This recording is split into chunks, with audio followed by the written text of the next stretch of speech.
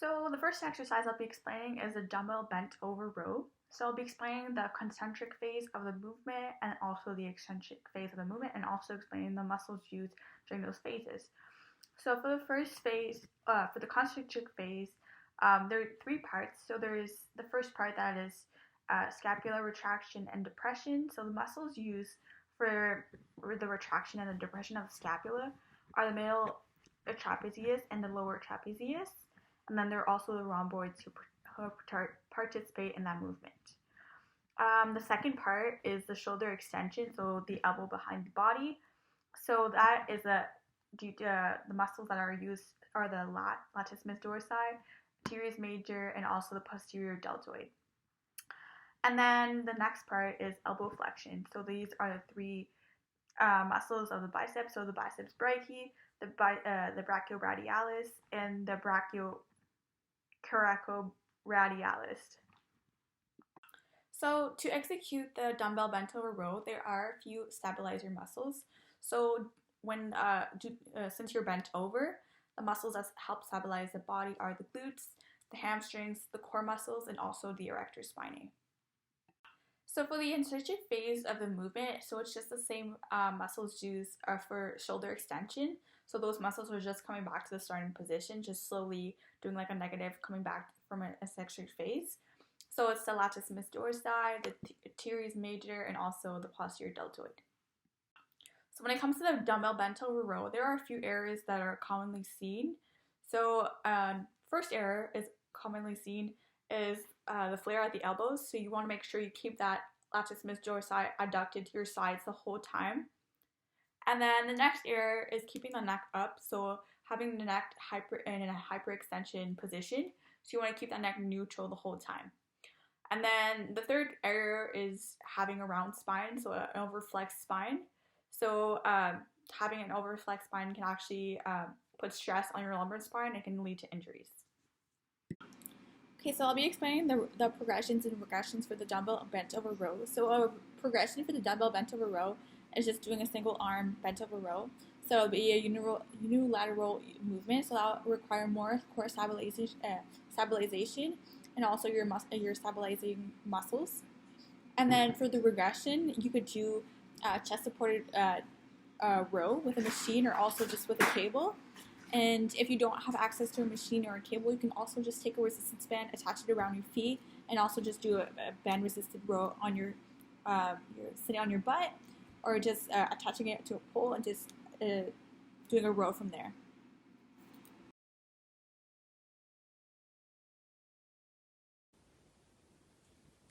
Okay, so today we're going to do the dumbbell bent over rows. So we're going to do it with two dumbbells. So I have my dad here who's going to demonstrate the exercise. I'll also be coach him. So the first thing we're going to do is just grab the dumbbells. You want to make sure your knees are bent just to protect your lower back. So you're just going to grab them like this. All you're going to do, so I'm going to show you right here. So you're going to hinge back with your hips. So you're going to initiate the hips like that. You're going to bring the dumbbells just below your knees, just like that. And then you're going to bring your elbows back, shoulder extension. So bring back the shoulder blades. You're going to squeeze like you're squeezing a peanut, just like that. And then you're going to bring down the dumbbells to the starting position.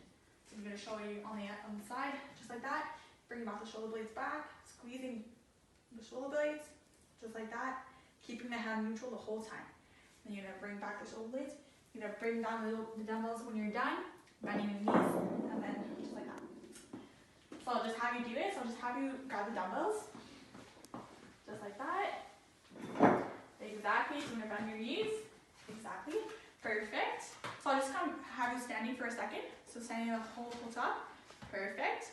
So you're going to bring your chest up. Exactly. Bring back the shoulder blades together. Good posture. You're going to hinge back with your butt. So bringing it down. So you're going to hit into the knees. Yeah, a slight knee bend at the knees. Just like that. You're going to bring your elbows back. Squeezing back your shoulder blades together. So I'm just going to touch your back. So squeeze it back. I'm going to squeeze back like you're squeezing a pencil between the shoulder blades back. Perfect. Nice work. Perfect. Okay, nice work. Awesome work. Nice. So you're going to squeeze down and don't forget to breathe when you're contracting. Perfect. You want to exhale the whole time. Awesome work. There you go. So when you keep the hand neutral, so I just want you to look right here at the start, right here. Nice work. Alright. So, Alright, so once you're done, you can bring your dumbbells back on the ground. So make sure you want to, yeah, exactly with the knees bent. Okay, so now I'll be explaining to you how to do the glute bridges. So there are two main parts, the concentric part of glute bridges. So the first part is with the hips. So you really want to have a posterior pelvic tilt. So instead of bringing the hips forward like this, like an anterior pelvic tilt, you really want to bring your hips back into a posterior pelvic tilt. So that action is performed by the core muscles, especially by rectus abdominis, transverse abdominis, the external and internal obliques. So you want to do that. The next part of the movement is really driving through your feet, activating your glutes and your hamstrings, and then you want to drive up with the hips, so you want to extend your hips. So those that action is due to the glutes being activated and the hamstrings activated. And then you can also put your hands on the side just to help you stabilize during that movement while you execute those two movements. So during the eccentric phase of the movement, so these are the same muscles that are participated to the concentric movement. They're just coming back to the starting position. So it's just the core muscles, the glutes, and the hamstrings. So during this exercise, the stabilizing muscles are your core muscles. So the transverse abdominis, internal and external oblique, and then your rectus abdominis that helps you stabilize. So there are a few errors when it comes to the glute bridge.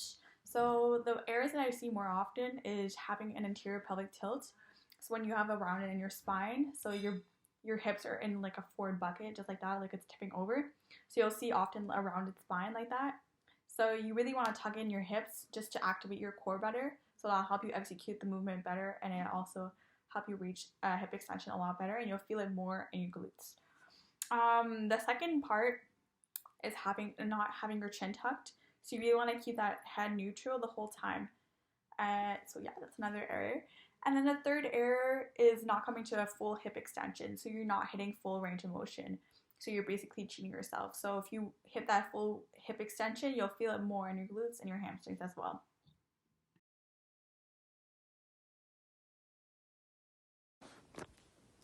Okay, so the next exercise we're going to do is glute bridges, and also you realize we're going to do it with a bossy ball.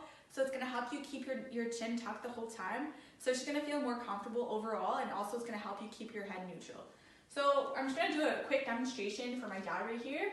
So I'm just going to have you stand right here, just right there. Actually, you can stand right there, just like that. Alright, awesome. So you can just come right here, just seeing what I do right here. Yeah, exactly, perfect. All you're going to do, you're going to lay back on your back, just like this. So I'm just going to move my hoodie really quick. Here you're going to put your upper back on the bossy ball. All you're going to do is you're going to activate your core just like this. You're going to tuck your chin in, and you're going to put your hands on your side. So just before driving with the hips, you're going to also lift up your toes, so depending on how you feel, it depends if you're going to feel your glutes or depending how you feel. So some individuals do it without lifting up your toes, but some lift up your toes, so depending on how you feel.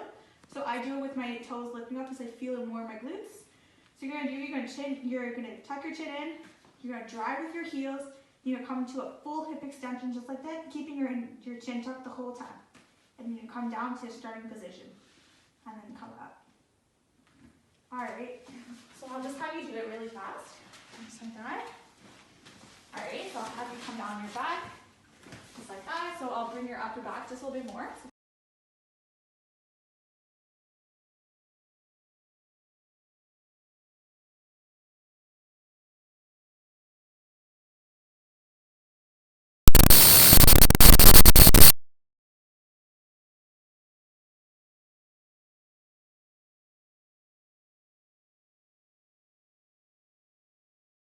Your toes just a little bit, depending on how you feel. All you're going to do is drive through the heels.